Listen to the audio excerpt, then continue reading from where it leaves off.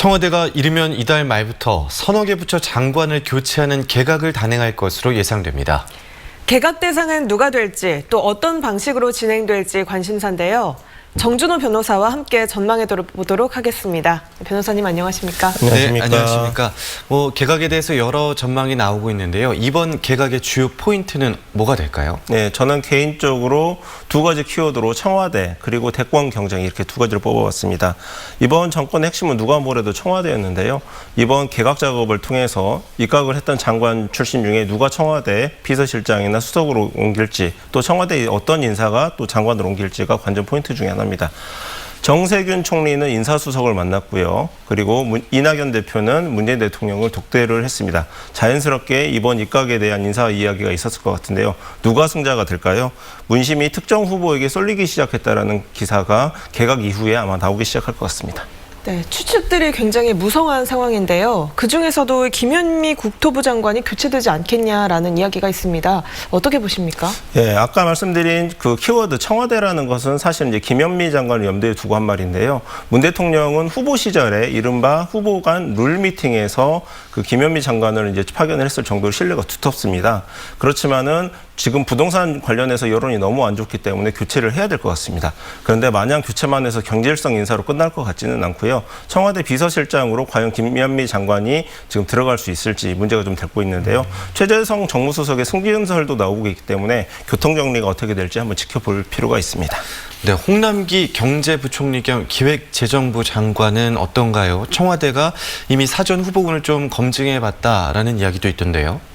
예, 그 조선시대 황희정승이 이제 세종대왕이 여러 번 사의를 발휘했다라고 하는데 홍남기 부총리가 조선시대 황희정승은 아닙니다. 그리고 이미 사의 표명도 했고요.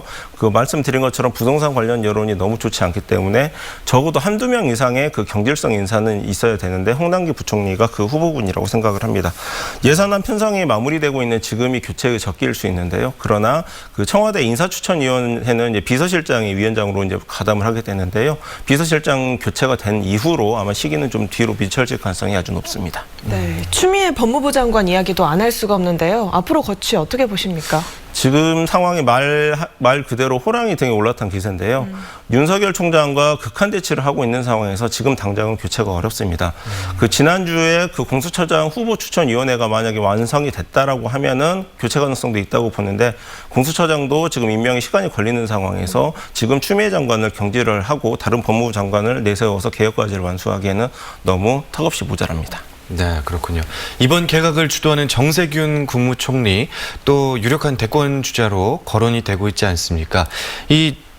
대권 행보로 여러 가지 것들이 분석이 되는데 언제쯤 공식적으로 그런 행보를 할까요? 예, 저는 개인적으로 이낙연 당대표가 임기를 마치는 내년 초에 정세균 총리도 총리 임기를 마치고 이제 대권 경제에 본격적으로 뛰어들 것이라고 생각을 합니다.